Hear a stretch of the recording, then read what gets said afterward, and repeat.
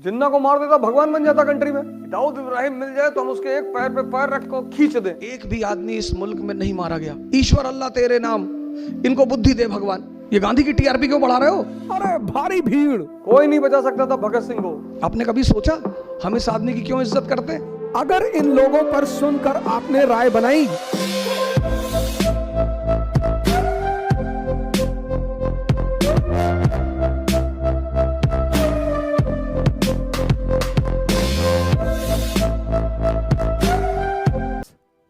सितारों से खाली नहीं है। और ऐसे ऐसे सितारे हैं जिन्होंने न सिर्फ इस देश, इस समाज, बल्कि पूरी मानवता को एक नई दिशा दी। उन्होंने अपने कामों से, अपने विचारों से लगभग सभी जागृत मानसिकताओं को प्रभावित किया। Awakened mentality, awakened mentality. सबको तो प्रभावित नहीं कर पाए। उनके साथ एक प्रॉब्लम है, ऐसे लोगों के साथ एक प्रॉब्लम है कि वो सिर्फ जागृत मानसिकताओं को प्रभावित कर सकते हैं।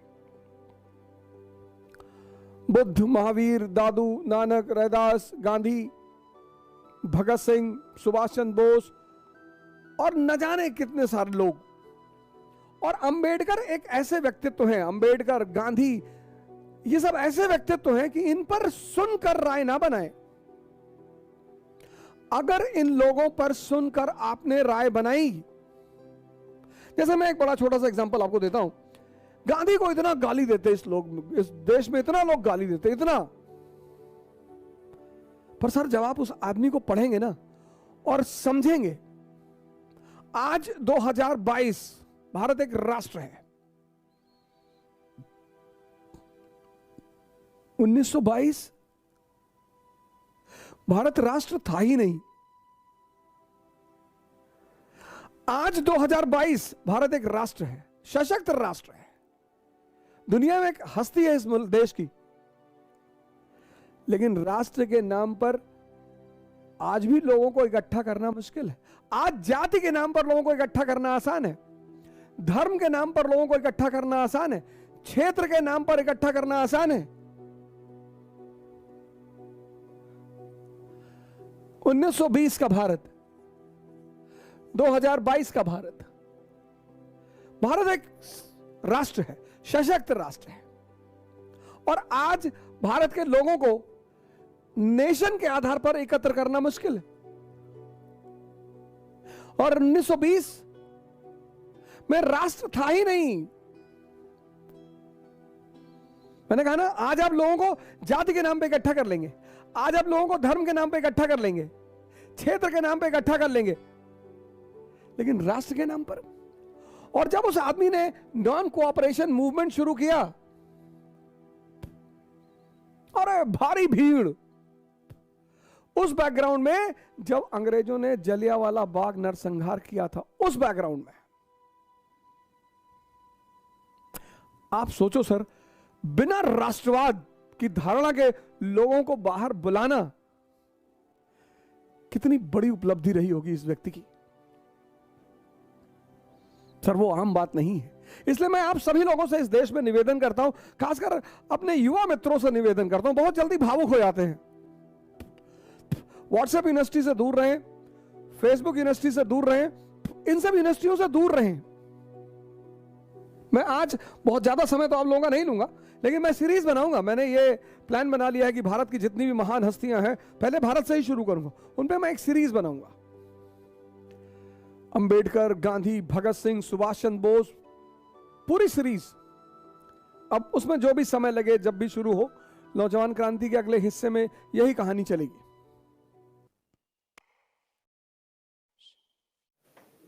नाथूराम गोडसे को मारना ही था, जिन्ना को मार दिया होता। जिन्ना को मार देता भगवान बन जाता कंट्री में, क्योंकि जिन्ना के बाद दूसरा कोई मुस्लिम लीडर उस मूवमेंट को चलाने वाला था ही नहीं। पाकिस्तान बनता ही नहीं। वो सुबह नहीं, वो भगत सिंह को गांधी जी की वजह से लटकाया गया ना, मारेंगे ना। भगत सिंह को गांधी जी की वजह से लटकाया गया। प्रोटेस्ट किया, लेटर लिखा अरविंद गांधी जी, कोई नहीं बचा सकता था भगत सिंह को। इस देश के पूंजीपतियों ने लटकाया उस आदमी को। 1927 फिक्की, पुरुषोत्तम दास ठाकुर। 1929 में डिप्रेशन हो गया, वो आदमी बन रहा था लेनिन दूसरा एशिया में। गांधी को गाली दे दो, वो जिंदा हो तो भी तुम्हें कुछ ना बोले कि बेटा दो और दे दो। गांधी को गाली देके तुम तोप बन रहे हो। दाऊद इब्राहिम को दो, जो बाबा जी गाली दिए थे गांधी जी को, मैं उनको अपने कई वीडियो में मैसेज भेजा हूं कि बाबा जी आपके घर में झाड़ू लगाएंगे, आप दाऊद इब्राहिम को गाली दो। कि दाऊद इब्राहिम मिल जाए तो हम उसके एक पैर पे पैर रख कर खींच दें। गांधी जी को गाली देना, वो नहीं है तब तो खैर कोई खतरा ही नहीं, वो होते तो भी कुछ नहीं कहते, गाना गाने लगते। ईश्वर अल्लाह तेरे नाम, इसको बुद्धि दे भगवान। आप पढ़ते को स्ट्रेस लेकर पढ़ना है मुझे नहीं, समझना है। आप पहली गलती पता क्या करते हो, आप स्ट्रेस लेके काम करते, पढ़ना है। मैं नहीं कहता, आप किताबें इतनी प्यारी चीज है इतनी, पर कब, जब आप उन्हें समझो। 1922 में 1920 गांधी जी की फोटो देखकर याद आ गया। अब अगर मैं सबकी फोटो देखकर आपको कहानी सुनाऊं तो ये तो चलता रहेगा, तो गांधी जी पे मैं मसले को खत्म करूंगा। 1920 में इस आदमी ने असहयोग आंदोलन, नॉन कोऑपरेशन मूवमेंट चलाया। ब्रिटेन की पार्लियामेंट ने अपने वॉइसरॉय से कहा कि मूवमेंट को रोको, ये गांधी की टीआरपी क्यों बढ़ा रहे हो, रोको मूवमेंट। रीडिंग वॉइसरॉय था, उसने कहा सर हम नहीं रोक सकते। बोले क्यों? बोले सर ये जो सत्याग्रही है ना, ये भजन गा रहे हैं सर सड़क पे, ईश्वर अल्लाह तेरे नाम, इनको बुद्धि दे भगवान। अब जो आदमी आपके लिए दुआ मांग रहा है, मैं आपके सामने गन लेके खड़ा हूं, आप कह रहे हो कि मालिक इसको सद्बुद्धि दे दे, तो अगर मेरे अंदर इंसान है तो मैं आपका पैर छू लूंगा तुरंत, मारने का सवाल ही नहीं उठता। आपने कभी सोचा हम इस आदमी की क्यों इज्जत करते हैं? इसलिए नहीं कि आदमी नंगा रहता था ना, वो बात नहीं है। फिर अब गांधी जी कपड़ा नहीं पहनते थे, ऐसे बहुत सारे लोग नहीं पहनते। 1922 में चौरी चौरा एक जगह है यूपी में, वहां का पुलिस स्टेशन जला दिया, पुलिस वालों को जला दिया, सरकार पे सीधा हमला। सरकार ने कहा मारेंगे इन लोगों को, खूब मारेंगे। वही घटना, सेम वही घटना 2010 में हुई। आदरणीय बाबा रामदेव रामलीला ग्राउंड में करप्शन के खिलाफ लड़ाई लड़ रहे थे। India against corruption, very good, बहुत अच्छा, आपको लड़ो, आपको हक है, आप हिंदुस्तान के नागरिक हो, डेमोक्रेसी है, आप लड़ो। सरकार ने उन्हें आदेश दिया कि 12 बजे के बाद रामलीला ग्राउंड छोड़ देना। अब सरकार,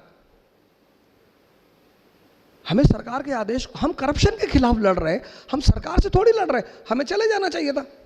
पर बाबा वो बात नहीं समझ पाए। आगे क्या हुआ कहने की जरूरत ही नहीं।